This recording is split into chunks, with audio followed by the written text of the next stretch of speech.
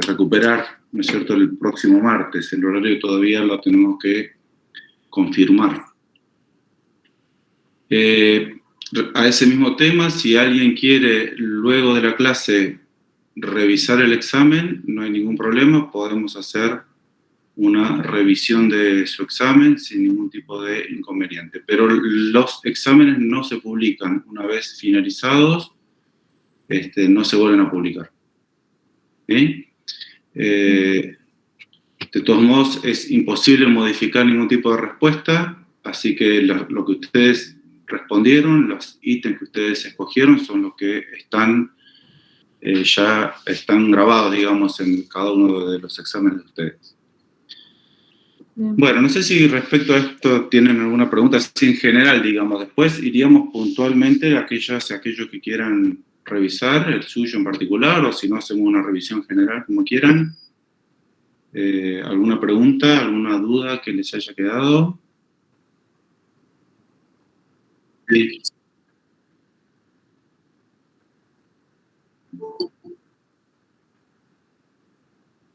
Yo haría una revisión general, diría cuál es la respuesta correcta y ustedes verán o recordarán qué fue lo que respondieron.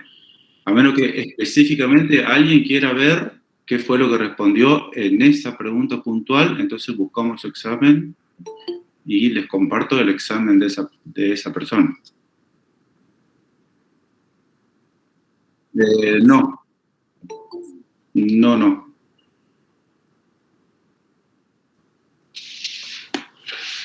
Profe, lo que yo quiero saber es si se puede hacer, hay posibilidades del próximo parcial hacerlo un sábado. Creo que la mayoría de mis compañeros por ahí les sirve que sea el sábado a la mañana. Por eso eso lo vamos a considerar, así como consideramos en este primero, probablemente el próximo, entiendo que no habría inconvenientes.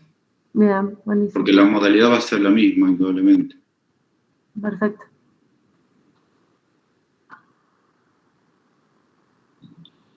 Bueno, la idea hoy es un poco, ¿no es cierto?, continuar con esta unidad que iniciamos el encuentro anterior con la doctora Laura Monteverde, que presentó el tema historia clínica, un tema que ustedes ya seguramente lo vienen machacando desde el inicio de la carrera. Y al respecto yo quería, subimos allí un material y subimos las leyes y las reglamentaciones, e incluso en esa página que subimos, ustedes pueden ver en cada provincia cómo hay, digamos, aquellas provincias que adhirieron a la ley, hay provincias que todavía no adhirieron a la ley, en fin, es toda la parte. Sabemos, ¿no es cierto?, que la historia clínica es un documento legal y que por ende, por supuesto, está amparado dentro de las prácticas profesionales de la salud y dentro de la medicina por una ley. Y, esa es una referencia, digamos, ¿no? Y también hay otro artículo, en realidad es un capítulo de un libro que está en la plataforma educativa sobre diferentes modelos de historia clínica que ustedes también deben conocer, también deben recordar cuáles son los diferentes, digamos,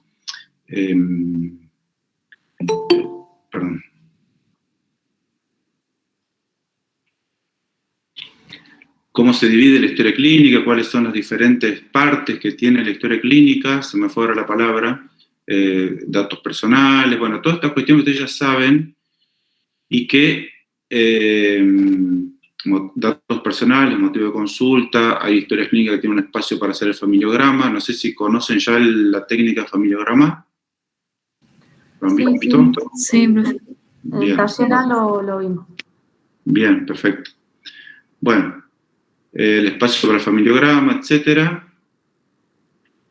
A lo que voy es, estas cuestiones ya se dan por sabidas y más allá de la clase y del material, es probable que también en algún momento, en algún parcial o en algún final se pregunten, digamos, ¿no? Arrancamos con este tema que la historia clínica es un instrumento, ¿no es cierto? Aparte de ser un documento, es un instrumento imprescindible de la consulta y del seguimiento del paciente y del tratamiento del paciente, un documento digamos, que tiene un valor institucional, que como ustedes saben, le pertenece al paciente, pero que queda a resguardo de la institución, ¿sí? El paciente puede solicitar una copia cuando se traslada a otro territorio o cuando ni siquiera es necesario, digamos, que haya un motivo específico, ¿no? Uno podría ir y pedir una copia de su historia clínica y nadie tendría que objetar nada.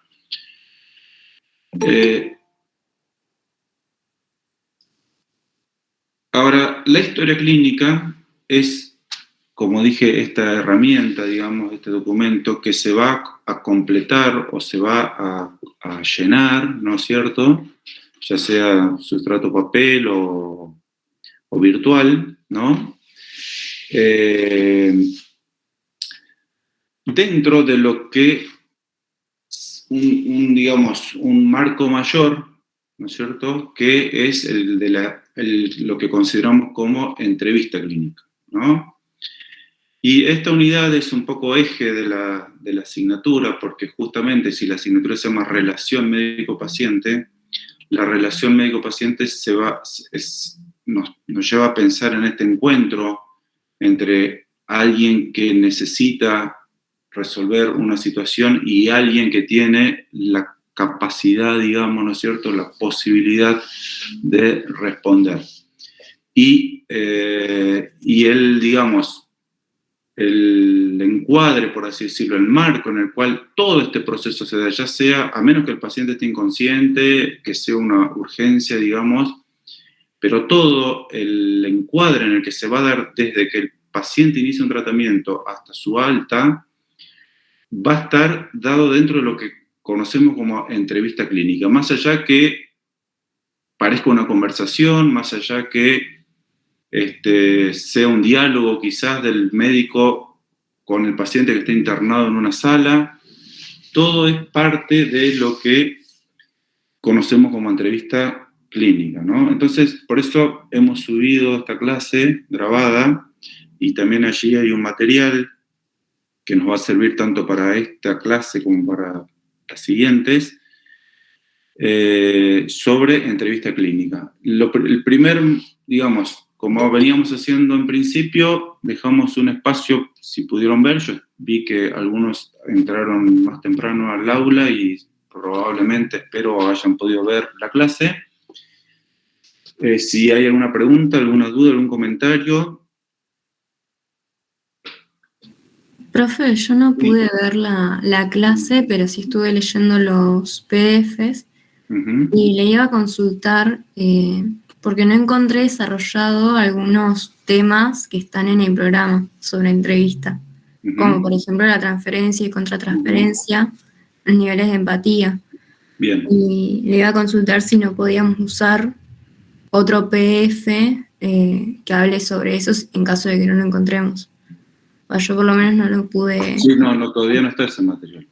Ah, está bien. Digamos, por eso estaba comentando que esto, hoy la idea era hablar un poco de eso y luego subir un material de respaldo bibliográfico, ¿no?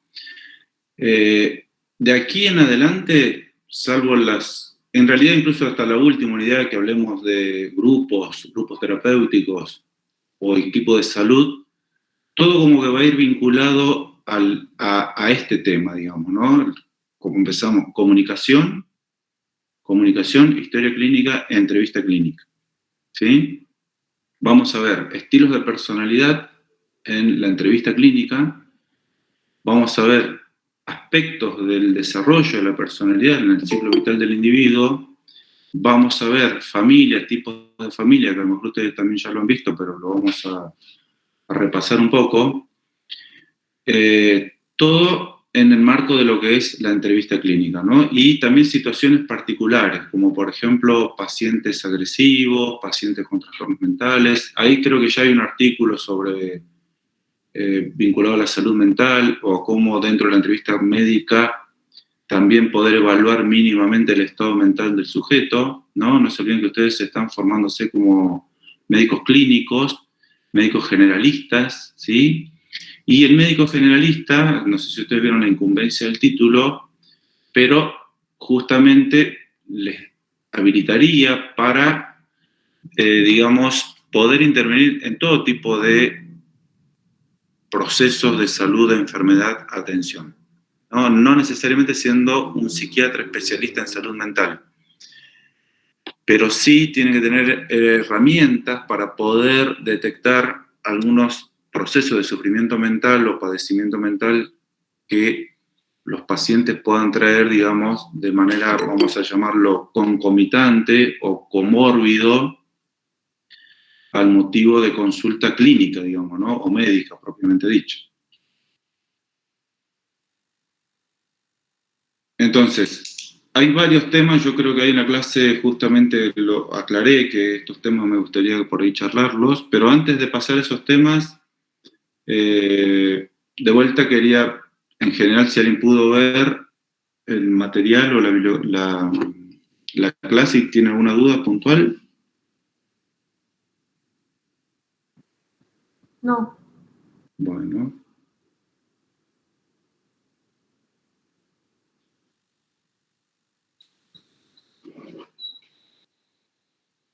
Bueno, entonces, probablemente no nos lleve mucho tiempo este encuentro, depende cómo se vaya dando la charla. Yo voy a empezar a hablar un poquito de lo que sería el encuadre. A ver, ¿qué les suena a ustedes la palabra encuadre?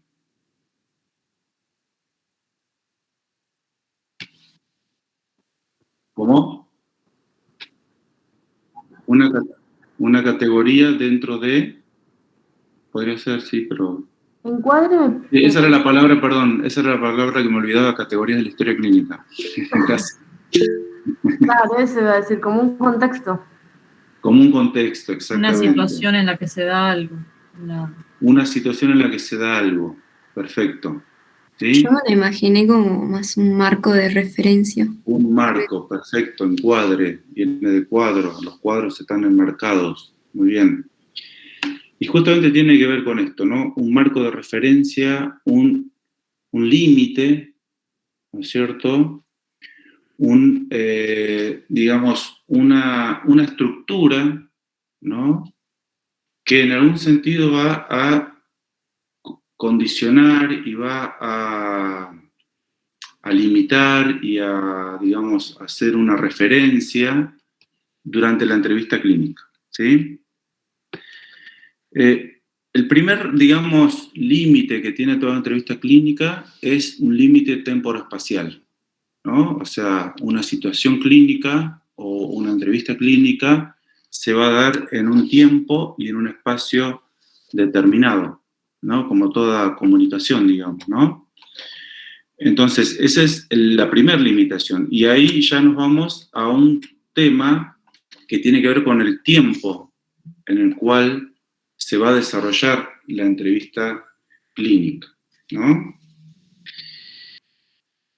Y que parecería como que está aceptado o pactado o es esperable, ¿no? Que cuando uno va al médico, esto ya lo hemos hablado, la entrevista dura muy poco tiempo, ¿no? En algunas especialidades, como si ustedes el día de mañana quieren hacer psiquiatría o quieren hacer alguna otra, o neurociencias, por ejemplo, ¿no es cierto?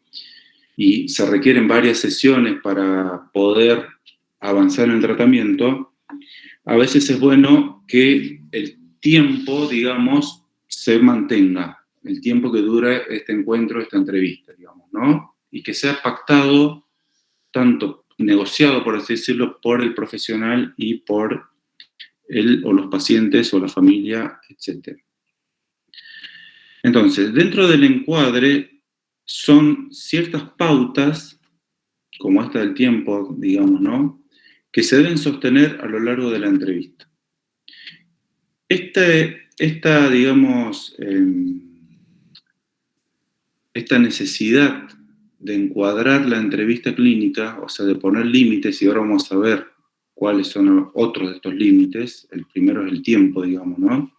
Es un límite natural, por así decirlo, sobre el cual no podemos ejercer mucha decisión.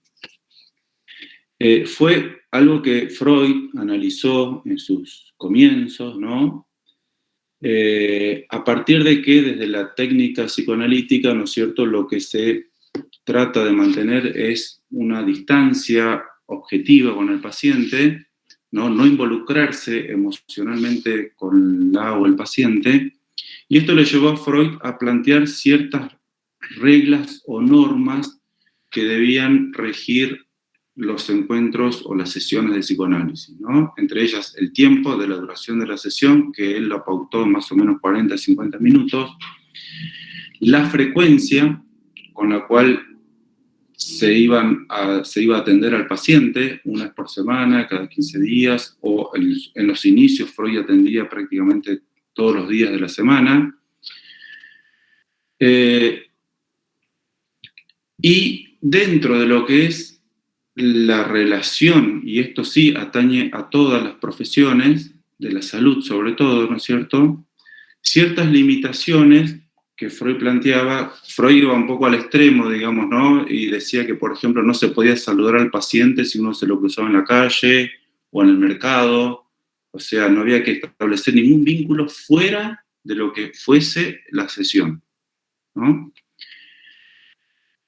Y otras cuestiones, como por ejemplo, no había que establecer una relación de amor o una relación sexualizada dentro de la entrevista, digamos, ¿no? Había que mantener ciertas limitaciones, no había que aceptar regalos, por ejemplo.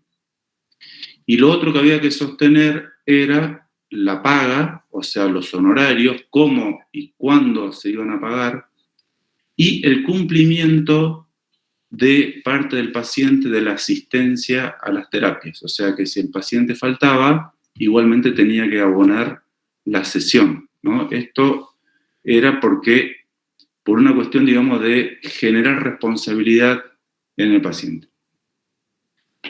Por supuesto, esto no lo podemos traer así como este modelo, que tampoco hoy por hoy se emplea en la psicoterapia ni en el psicoanálisis, así 100% como Freud lo planteaba, pero sí hay algunas cuestiones que se sostienen, digamos, y desde la medicina, desde la psicología, desde otras profesiones de la salud, es importante el encuadre. Y que muchas veces, digamos, no se llega a negociar con el paciente. Muchas veces es como que se da por sentado, como dije al principio, ¿no? Se da por sentado y muchas veces lo maneja, sobre todo en las instituciones, incluso en las públicas también, pero en las privadas lo manejan los secretarios, los asistentes, las secretarias, digamos, ¿no? Por ejemplo, los honorarios, si cubre la obra social, si no cubre, si hay que pagar un plus o no hay que pagarlo, ¿sí? El turno, la duración, ¿sí? Y esto debe ser sostenido en principio por el profesional de la salud. ¿Esto qué significa? Que si yo digo, atiendo por SOSUNC, vamos a decir que es nuestra obra social, los docentes, y después yo voy con la ordencita de SOSUNC y la secretaria me dice, no, pero el doctor no atiende por SOSUNC o aparte tiene que pagar un plus, ya estoy afectando el encuadre y por ende ya estoy afectando la relación y por eso por ende ya estoy afectando el vínculo, ¿no? Esto que venimos recalcando como muy importante, que el vínculo en sí mismo puede ser terapéutico o puede ser patógeno. Entonces, sostener los horarios. Si yo doy un turno a las 10 de la mañana y atiendo a las 1 del mediodía, indudablemente no estoy cumpliendo con una parte importante del compromiso y del supuesto encuadre en el cual quise, digamos, que se manejara la situación, ¿no?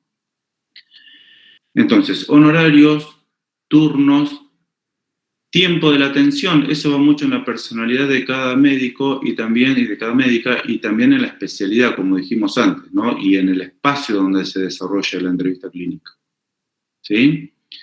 No obstante, el tiempo sea reducido o se disponga de más tiempo, no es tanto digamos, no tiene tanto peso, aunque sí, pero quizás no sería una variable tan significativa si el tiempo se aprovechara al 100%, ¿no? Los invito por allí, quizás si yo encuentre el libro o algún artículo, se los puedo compartir, del doctor Balint, que, fue el creador de los grupos Balint. No sé si ustedes han escuchado una vez hablar de los grupos Balint. Son grupos específicamente para médicos o para profesionales de la medicina. Para una contención, ¿puede ser? Exactamente, los grupos Balint son para analizar esto que estamos hablando ahora y que después vamos a pasar a hablar de la transferencia y de la contratransferencia, ¿no? De por qué con un paciente yo no puedo. ¿Por qué? Si tengo todo el conocimiento, si tengo toda la técnica, toda la habilidad, pero con este paciente no puedo, con este paciente fracaso. Bueno, volvemos un poquito, si no nos vamos a empezar a mezclar. Balint además escribió otro libro que se llama 5 minutos con el paciente, y que tiene que ver con un momento en la historia de la medicina en Inglaterra, en el cual, después de la Segunda Guerra Mundial, los ingleses dijeron, bueno, no puede haber diferencias en educación y no puede haber diferencias en salud. Entonces, crearon un sistema público de salud con un sistema de atención primaria. Les recomiendo una serie que se llama Dr. Martin. No sé si la han visto. ¿Alguien ha visto esa serie? Estaba en Netflix hasta hace un tiempo, pero en YouTube deben estar varios capítulos. Dr. Martin es un médico en una aldea, en una isla, en Inglaterra, digamos. No es un médico clínico, como van a ser ustedes, es un médico generalista. ¿Sí? El único problema que tiene Dr. Martin es que tiene fobia a la sangre. Entonces se le complica un poco algunas intervenciones que tiene que hacer. Pero este médico, lo que hace es evaluar, ¿no es cierto?, tamizar, siendo un centro de salud, digamos, la puerta de entrada al sistema, esto ustedes ya lo han visto, primer nivel de atención. Él tiene que evaluar, digamos, cuándo el paciente debe pasar a otro nivel de atención, cuándo lo puede resolver él solo en esa aldea donde vive, etc. Bueno, me fui de esto porque estamos hablando de Balint y del tiempo que dura la entrevista clínica, ¿no? Entonces, el tiempo, la duración de la entrevista, los turnos, los honorarios, cómo conseguir un turno. Acá también pasamos un poco al encuadre institucional, que va a ser diferente si la institución es pública o privada, ¿no? Hemos visto en clases anteriores cómo ciertos encuadres institucionales actúan como barreras de accesibilidad, ¿no? Por ejemplo, obtener un turno en el hospital de Cipolletti es una verdadera barrera de accesibilidad al sistema, digamos, ¿no? Y después cuando uno ingresa al hospital, resulta que, consigue el turno y capaz que su turno fue el último y en realidad terminó a las 10 de la mañana. No sé si me explico. Fui a las 5 de la mañana para conseguir un turno, el médico llegó a las 8, atendió de 8 a 10, a las 10 se fue. Cuando su horario, 6 horas a 8 horas diarias, según el contrato que tenga, debería permanecer en el hospital hasta las 2 de la tarde. Pero bueno, ese es otro tema que no nos vamos a meter aquí. Pero tiene que ver con el encuadre, y en este caso el encuadre institucional, ¿no? Bueno, ustedes interrúmpanme si tienen alguna duda. El encuadre, profe, ahí tendría que ver con los límites, ¿no? Exactamente, por eso hablamos que son ciertos límites, cierto marco en el cual es conveniente manejarse. Bien. Para no tergiversar la relación terapéutica. Esto no significa que después el médico y la paciente, o la médica y el paciente, o médico-paciente, médica-pacienta, como quieran, establezcan un vínculo, una relación. No está, digamos, prohibiendo, por así decirlo, que haya otro tipo de relación, ¿sí? Lo que está dando es justamente un lineamiento, un marco en el cual la relación, si quiere ser terapéutica, tiene que manejarse, ¿sí? Por eso es probable, y ustedes deben conocer y sabrán quizá, que se dice que los padres no pueden atender a sus hijos. Si los padres son médicos, no es conveniente que atiendan a sus hijos, porque justamente esta es una cuestión que juega también, ¿no? En el límite, en lo emocional, ¿no? en el no querer hacer daño, por ejemplo, cuando haya que hacer una intervención que pueda ser una intervención, digamos que afecte, o una intervención invasiva, ¿no? Que ponga en riesgo la vida del paciente. Bueno, es lógico que no es conveniente que lo haga una madre o un padre, salvo que sea en una urgencia y no le quede otra. Y lo otro dentro del encuadre, que también es algo que por allí es importante tener en cuenta, y que tiene que ver con esto que en la clase yo diferencio, la consulta de la entrevista, es si el paciente me va a poder consultar en el lapso que dure, digamos, un encuentro y otro. O si es mi paciente y yo soy su médico de cabecera, me va a poder consultar en cualquier momento, me va a poder llamar por teléfono, etc. Esto también es importante, porque hay diferentes manejos de esto, ¿no? Hay médicos que inmediatamente dan el celular y les dicen a los pacientes, llámeme a cualquier hora, yo no tengo inconveniente y demás. El tema, claro, que después el paciente llama a las 2 de la mañana y, no, digamos, puede generar una reacción negativa en el profesional. Entonces, por allí, si se trata en una institución y la institución tiene un servicio de emergencia o un servicio de médico a domicilio, puede ser parte del contrato terapéutico o parte de esta negociación que el paciente recurra al servicio y luego, en todo caso, le avisan al médico y el médico se acerca. Son todas cuestiones que es buenas, a ver si parecerían como superficiales, pero es importante tener en cuenta, y si ustedes pónganse, siempre los invitamos y las invitamos a que se pongan del lado del paciente, o como pacientes, ¿no es cierto? En que, uno a veces se descompone a la madrugada, o tiene una situación, o a un familiar le pasa algo, y uno no sabe cómo resolverlo desde la casa.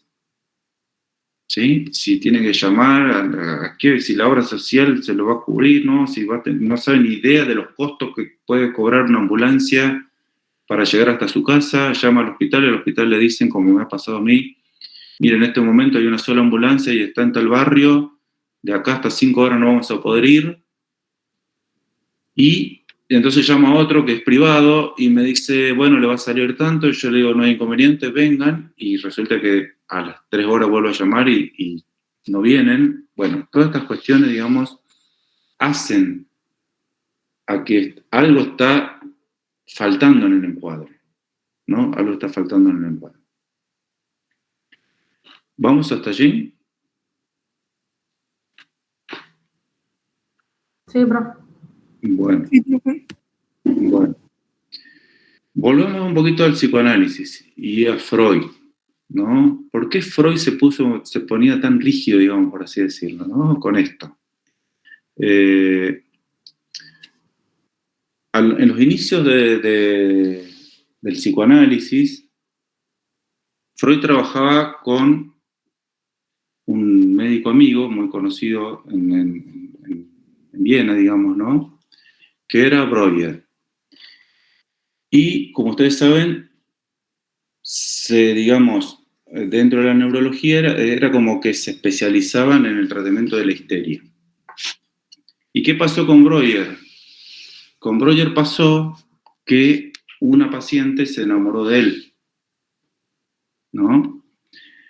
Y entonces Breuer no sabía cómo manejarlo, no sabía cómo responder, si tenía que corresponder o no, digamos, al amor que la paciente le estaba expresando, ¿sí?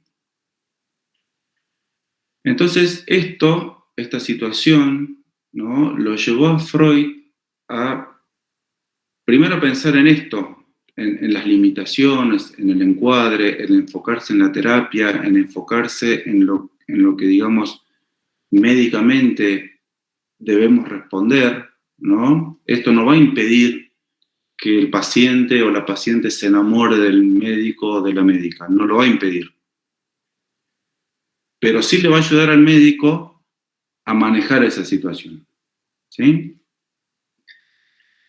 Freud entonces comenzó a pensar, a preguntarse a qué se debía esto.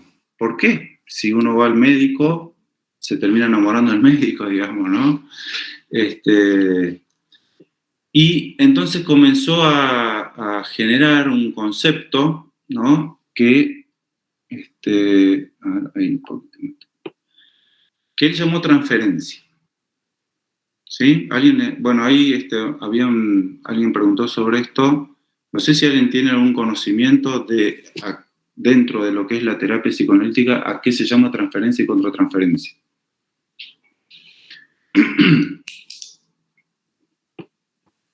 No, profe. No. Bueno, otra persona que haya escuchado una vez o tenga algún amigo que estudie psicología? Bueno, Freud va a decir que en toda relación,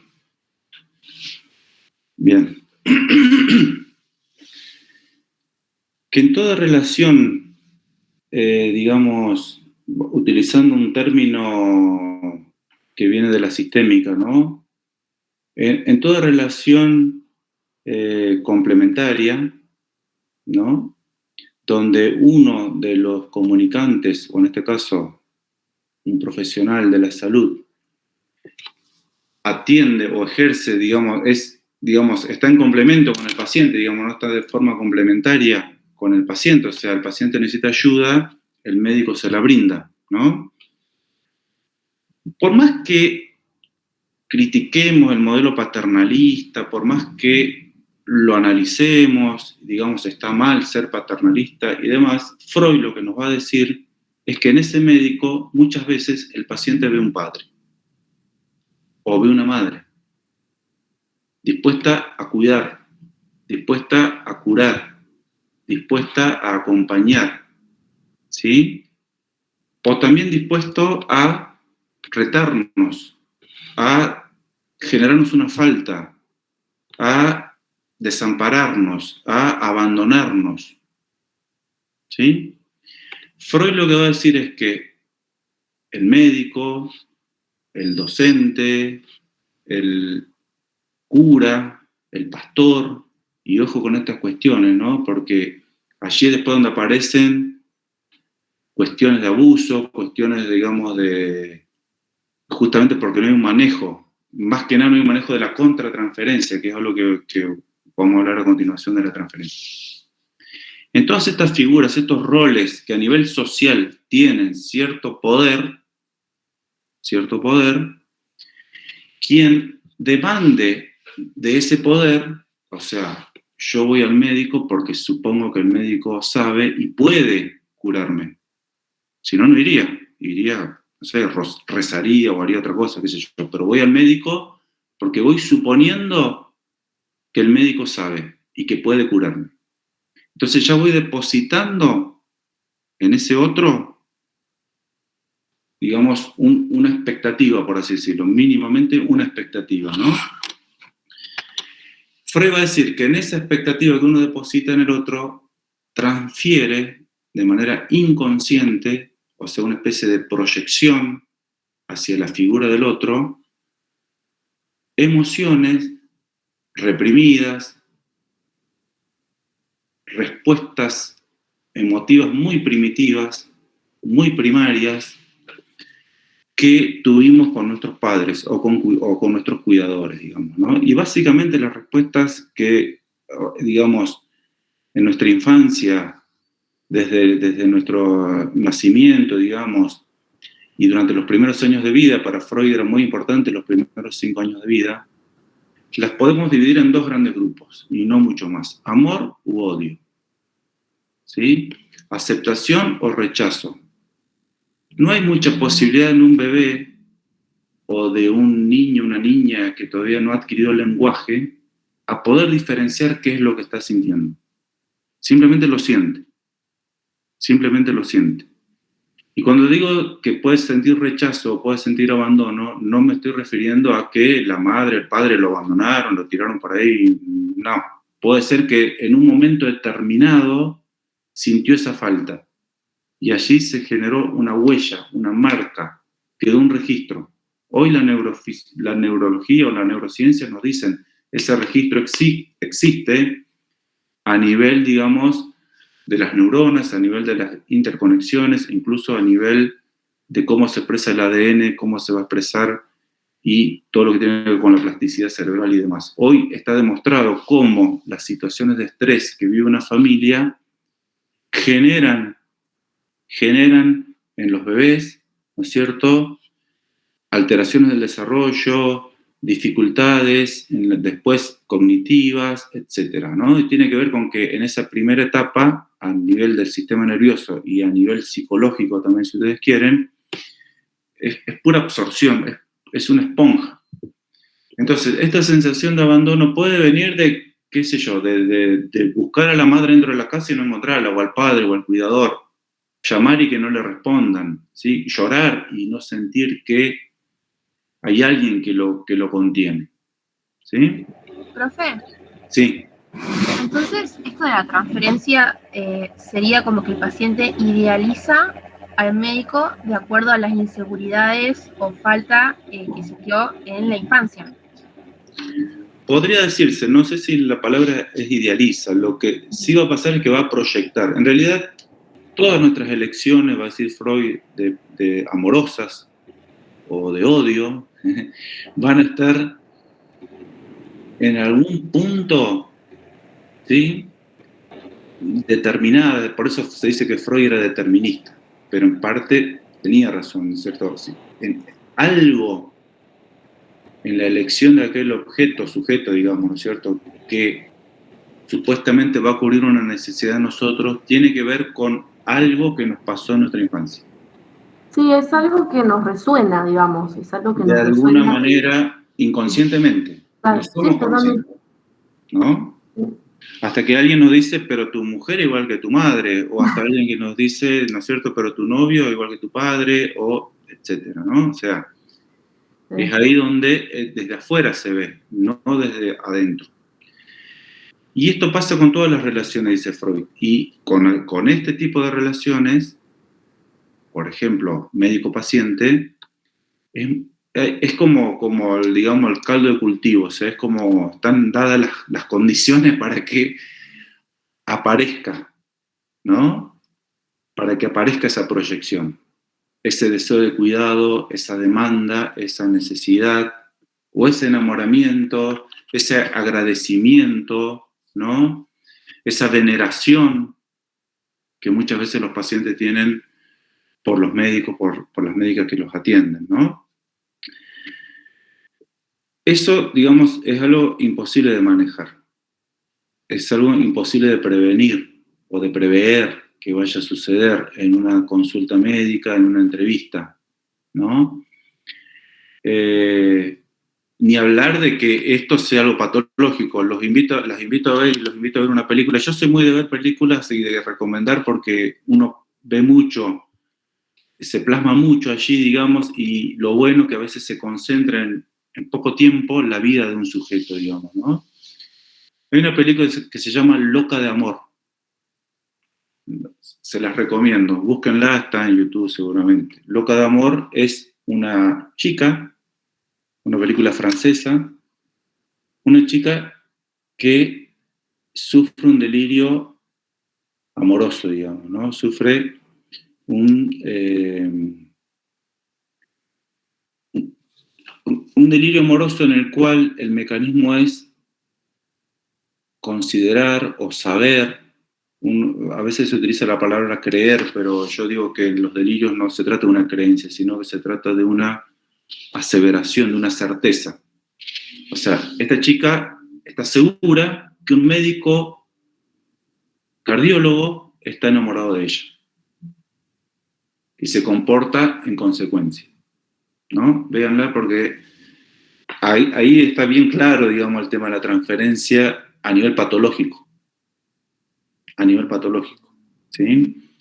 A nivel patológico también se puede tornar y complicar todo el vínculo terapéutico si el médico responde a esta demanda como si la demanda fuese única y exclusivamente hacia ella o hacia él. ¿Se entiende? Esto no significa que, o me explico mejor dicho, esto no significa que el médico tenga que andar interpretando la transferencia. Ah, no, porque usted me dice eso porque usted en realidad se lo quiere decir a su papá, se lo quiere decir a su mamá. No, para nada, no hagamos eso porque la vamos a embarrar más. De lo que se trata es que el médico o la médica tiene que ser consciente de que no todos los halagos son para él o para ella.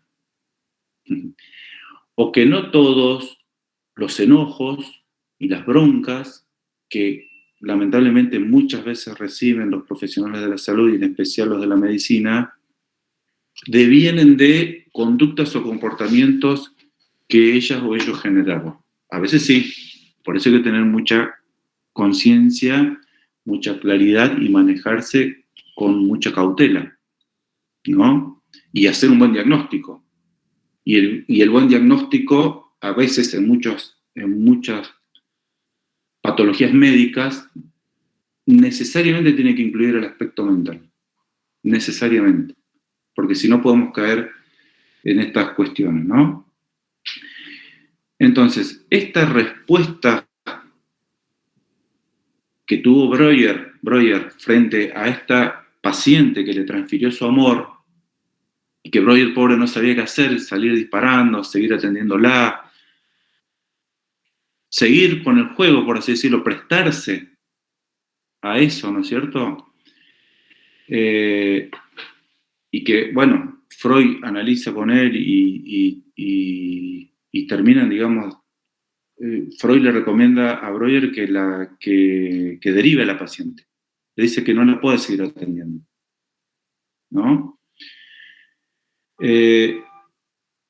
Y en ese caso quizás derivar a la paciente, no seguirla atendiendo, que la paciente tenga otro médico, otro profesional, puede hacer que ese amor florezca mutuamente, digamos, ¿no? O sea, realmente sea algo más de ambos, ¿no? Que producto de la necesidad psicológica, me estoy refiriendo, por supuesto, de alguien, de una de las partes.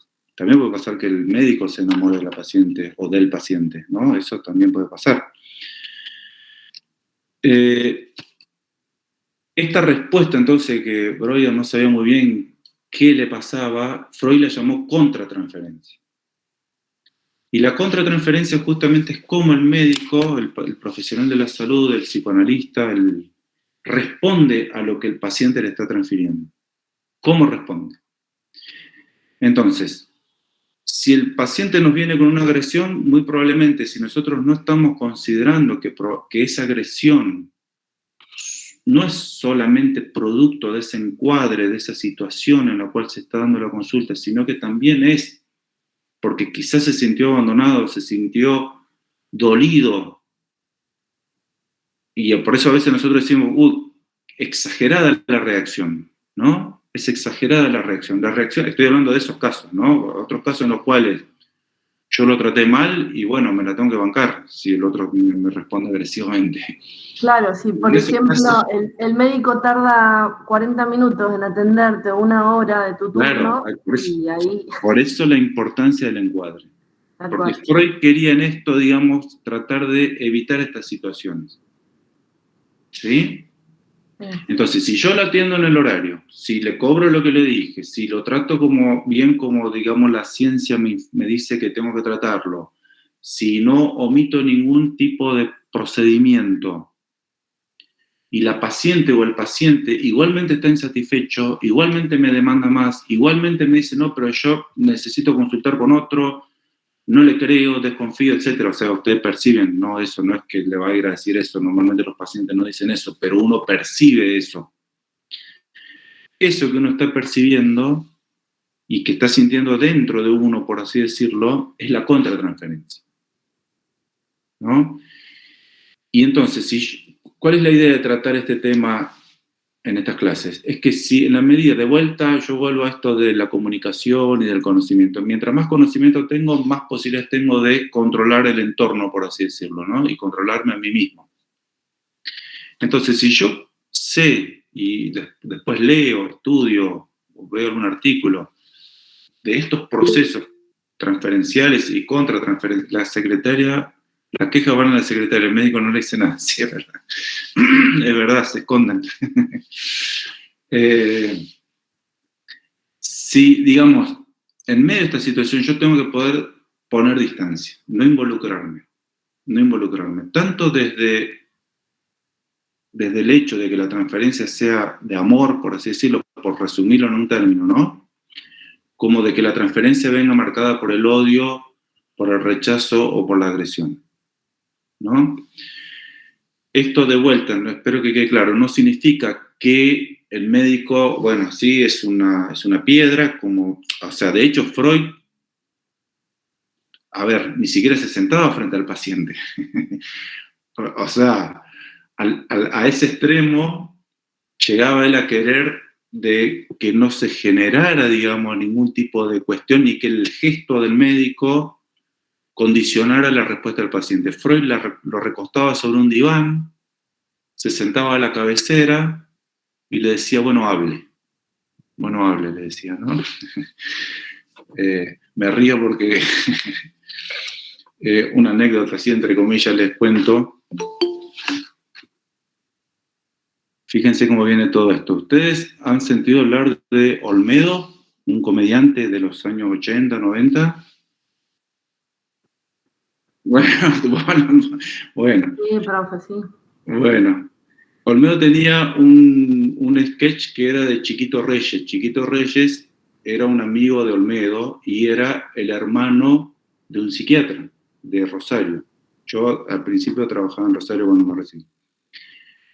Y había un sketch de Olmedo que era el psicoanalista, justamente, que lo cargaban al doctor Reyes, digamos, ¿no? Ese era el objetivo de ese sketch.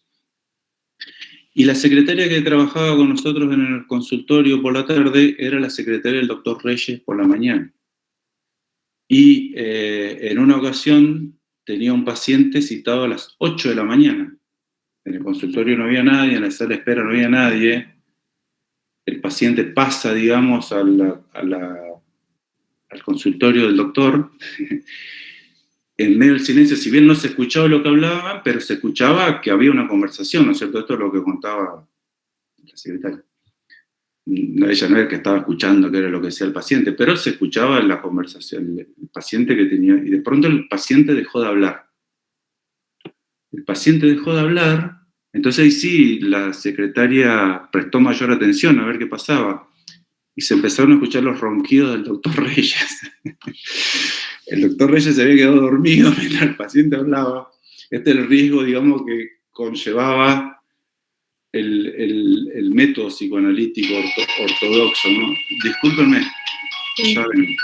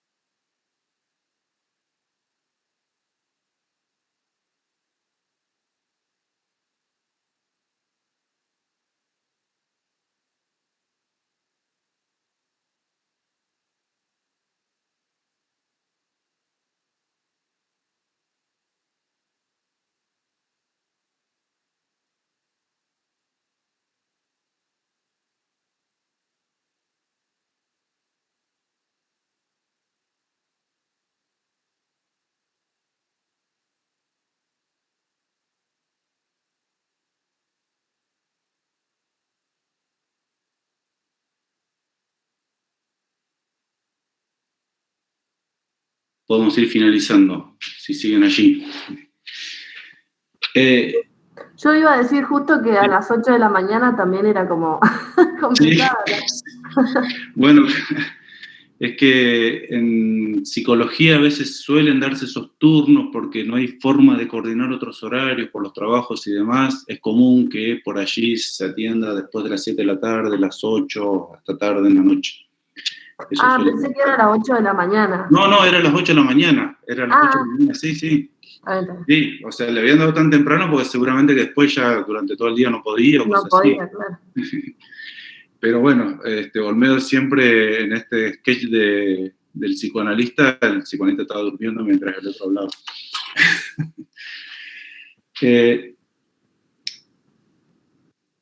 Entonces, sintetizando un poco esto de transferencia y contratransferencia, también esta respuesta, ¿no es cierto?, es inconsciente. Porque también tiene algo de la huella del profesional, digamos, ¿no? De su historia, de su infancia, ¿sí?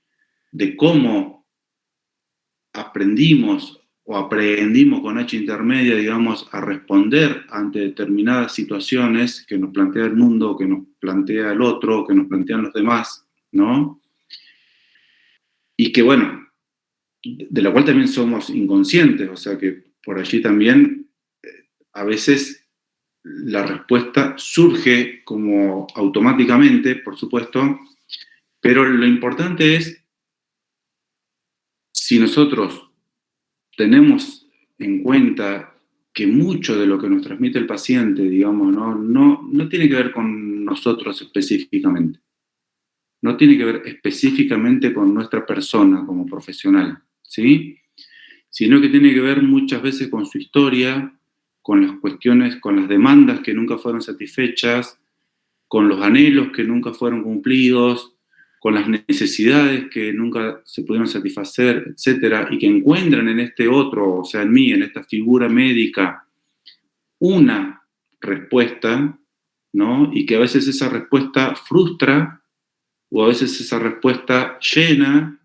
Entonces, al llenar se cree, diría Lacan, ¿no es cierto? Se tiene como el imaginario, la fantasía de que finalmente se encontró ese objeto perdido. Y en realidad no es así. O sea, siempre va a haber un vacío en el ser humano, digamos, ¿no? Siempre va a haber, si no, no habría deseo, ¿no? Si uno tuviera la satisfacción completa, desaparecería el deseo. Y el deseo es lo que en realidad genera el movimiento, ¿no es cierto? O sea, en un sentido, el deseo es lo que nos sostiene vivos, por así decirlo, ¿no? Si queremos ir a una cosa muy utópica, el deseo de vivir, ¿no? Muy utópica, digo, muy ideal, porque en última instancia, ¿qué es el deseo de vivir? Habría que preguntárselo a alguien que intenta suicidarse o a alguien que está deprimido y que lo único que hace es pensar en su propia muerte, digamos, ¿no? ¿Qué pasó con ese deseo? Entonces, tomar conciencia también es importante, y lo vamos a ver cuando veamos quizás estilos de personalidad, ¿no? Cómo se va conformando la personalidad. Así como podemos clasificar, si ustedes quieren, una tipología de pacientes, también podemos clasificar una tipología de médicos y médicas, de acuerdo al estilo de personalidad, ¿no? Y entonces ustedes van a ver, quizás con el tiempo se van a ir dando cuenta que algunos que eligen cierta especialidad tienen ciertos rasgos de personalidad, que si no los tuvieran, quizás se les sería muy difícil ejercer esa especialidad, ¿no? Vuelvo al ejemplo del Dr. Martin, o Doc Martin, que siendo fóbico a la sangre, bueno, imposible que hubiese elegido la especialidad de cirugía, ¿no? Pero a alguien que le gusta la sangre, a lo mejor sí, elige la cirugía. Bien, estas son cuestiones, digamos, que hacen al vínculo, ¿no? Y cómo hacer que ese vínculo sea terapéutico, cómo guardar cierta distancia emocional, pero sin caer después vamos a ver los niveles de empatía. Ahí, digamos, podríamos decir que hay un nivel de empatía en el cual yo me compenetro con el otro, lloro con el otro, me desgarro con el otro, digamos, ¿no? Y por ende no lo puedo ayudar. No lo puedo ayudar. Si ustedes se encuentran en situaciones así, tienen que correrse porque no van a poder ayudar a esa persona, ¿sí? Niveles de empatía o el otro extremo en el cual soy totalmente frío, soy totalmente técnico, voy al protocolo y me importa un carajo el resto, ¿no? Yo cumplo con el protocolo, y listo. Un nivel de empatía intermedio tenemos que buscar, ¿sí? Un nivel de empatía que nos permita comprender lo que le está pasando al otro, pero no perdernos con el otro, que nos permita actuar, ¿sí? Que nos permita ejercer, para lo cual el otro vino a pedir ayuda, porque si no, lo estoy en algún sentido, lo estoy como defraudando, o estoy como, engañando, ¿sí?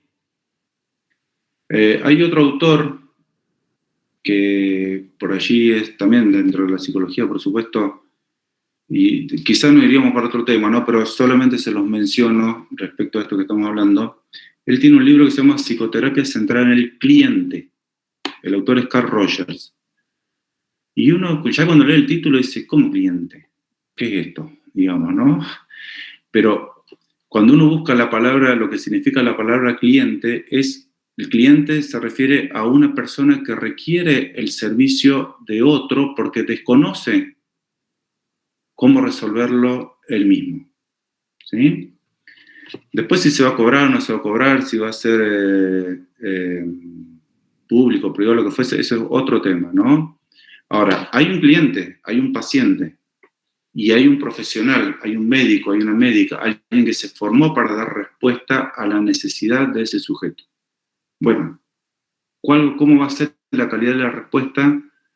Va a depender no solamente de la formación tecnológica, técnica, científica que tenga, que es muy importante porque si carece de eso, chao, mejor dedíquese a otra cosa, como dijo el otro día Carlos. Si carecemos de eso, dediquémonos a otra cosa, ¿sí? Pero si también carecemos de lo otro, ¿no? De cierto nivel de empatía, de cierto acompañamiento, de cierto nivel de comprensión, de no perdernos en la vida del otro, ¿sí? De mantener una distancia que nos permita operar, ¿no? Entonces, estoy dando respuesta a esa necesidad de ese paciente cliente, ¿sí?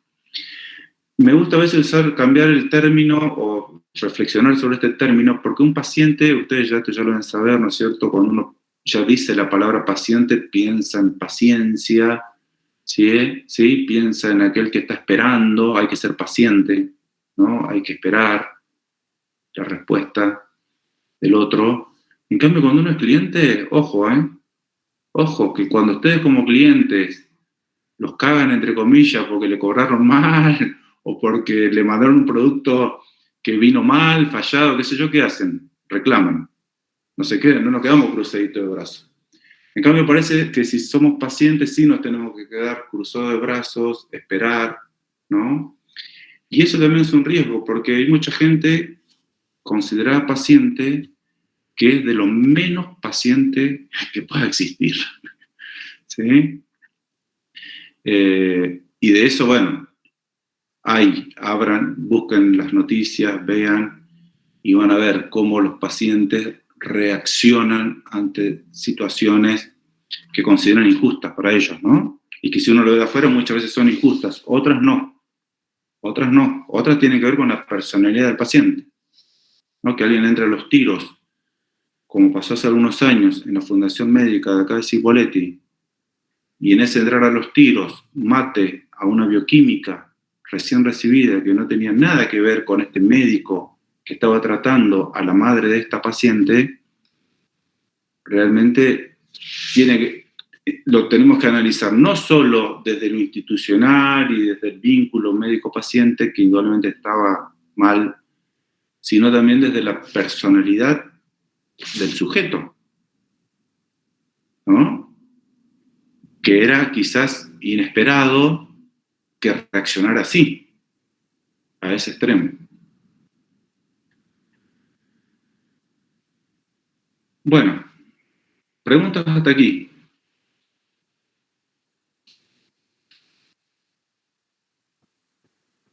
No me quedó claro, profe. Sí.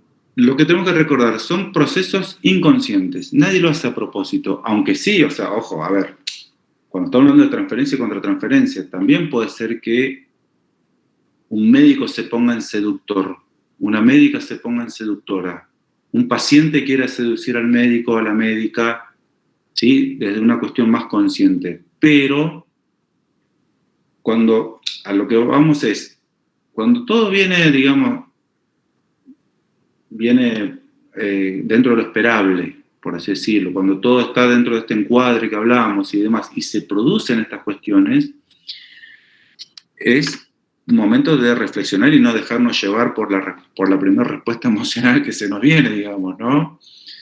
Ese es un poco el punto. Y también, bueno, ver cómo estamos nosotros emocionalmente, psicológicamente, porque creo que la medicina, la psicología, sobre todo si ustedes van a ejercer, digamos, no en la investigación, sino en el contacto humano, y el principal instrumento, la principal herramienta es uno mismo, es la propia persona. Tanto en el conocimiento, en la formación y en el compromiso que tenemos con la ciencia que hemos elegido, como nuestra forma de ser, de pensar, de actuar, de sentir, etc. Y esto, transferencia y contratransferencia,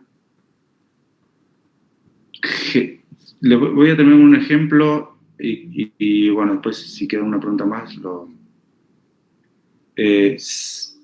miren, condiciona la situación de una manera que a veces cuando uno lo ve de afuera, uno se da cuenta. Hace unos años, yo doy clases en odontología, en Allen, y doy clases como esta, digamos, ¿no? O sea, en los primeros años. Luego siguen para ser un modelo odontológico hegemónico muchas veces, ¿no? Pero con los profesores de clínica, de una clínica 5, una clínica bastante avanzada ya, ellos estaban viendo que había dificultades entre los estudiantes en cuanto al vínculo con los pacientes y demás. Entonces comenzamos a hacer algunos talleres tipo Balin, así. Yo lo pensamos tipo así, tipo Balin, a ver qué está pasando.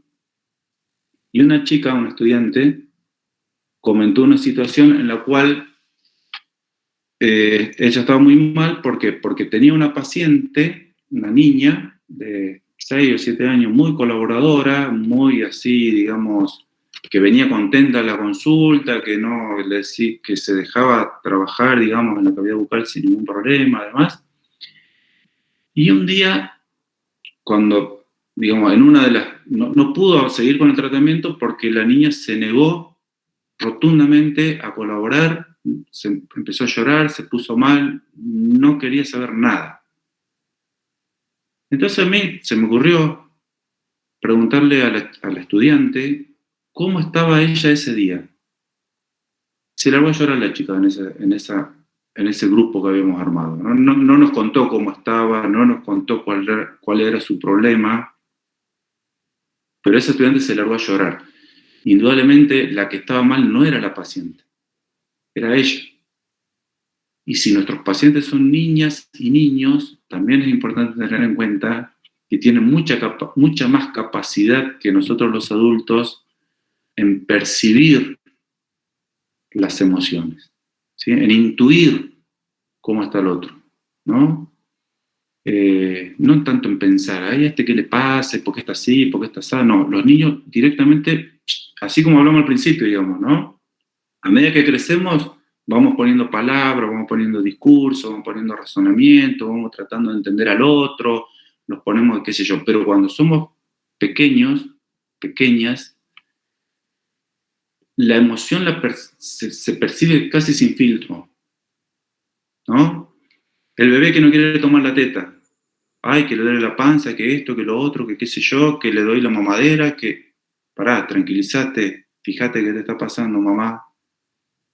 Y cuando la mamá se tranquiliza, arregla su problema, el bebé vuelve a tomar la teta, ¿no? Si hicieron el seminario de lactancia materna, esto lo deben haber visto, cómo el estado emocional de la madre se transmite directamente al bebé, ¿no? Al recién nacido. Y cómo esto deja esa huella, de la que hablamos al principio. Ese bebé destetado tempranamente, ese bebé amamantado de más, por así decirlo, ¿no? Que no tuvo posibilidad de demandar, sino que hacía y ya le encajaban la teta, y ya le encajaban la mamadera, digamos, ¿no? O sea, no tuvo posibilidad de un registro de que hay que esperar. Y entonces pues tenemos una persona adulta que se lleva el mundo por delante, que no espera nada, ¿sí? Que lo quiere, no importa lo que quiere, pero lo quiere ya. Entonces, todas estas cuestiones que vamos a tratar de retomarlas cuando veamos un poco el tema personalidad, consideramos que es importante que quien va a ejercer la medicina las tiene que tener incorporadas, ¿no? Luego en psiquiatría ustedes van a ver la psicopatología más grosa, por así decirlo, ¿no? Pero la psicología no es solamente atención psicopatológica, sino también es poder comprender, poder brindar herramientas para un mejor vivir. Si no, cuando hablamos de salud mental, ¿de qué hablamos? No es de que no estamos psicóticos y por eso tenemos salud mental. No. La salud mental es, a mi entender, algo que se construye cotidianamente y que todos los que estamos en el sistema de salud deberíamos trabajar en generarlo, digamos, ¿no? Porque finalmente vamos a tener una comunidad más saludable, un país más saludable, ¿no? Y personas más saludables. Bueno, si alguna pregunta, comentario, si no, se me está terminando la batería.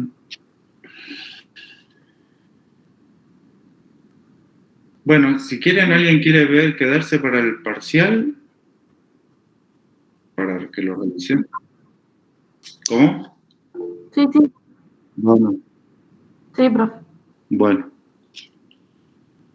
Yo voy a hacer lo siguiente. Nos va a llevar un tiempito quizás, pero bueno, gracias, Antón. Voy a un segundito. A ver acá. La clase que viene entonces vemos las patologías de las personalidades, o ¿cómo es que se llama? ¿Le viste? Sí, la venimos como organizando. Sí, probablemente sí, y dejemos familia para después de ver toda la parte más individual, por así decirlo, ¿no? Sí, vamos a ver estilos de personalidad y desarrollo de la personalidad brevemente, ¿no? Vamos a tratar de seguir así, digamos, o sea, con algo grabado, porque si no se hace muy tedioso así el encuentro. Estaría bueno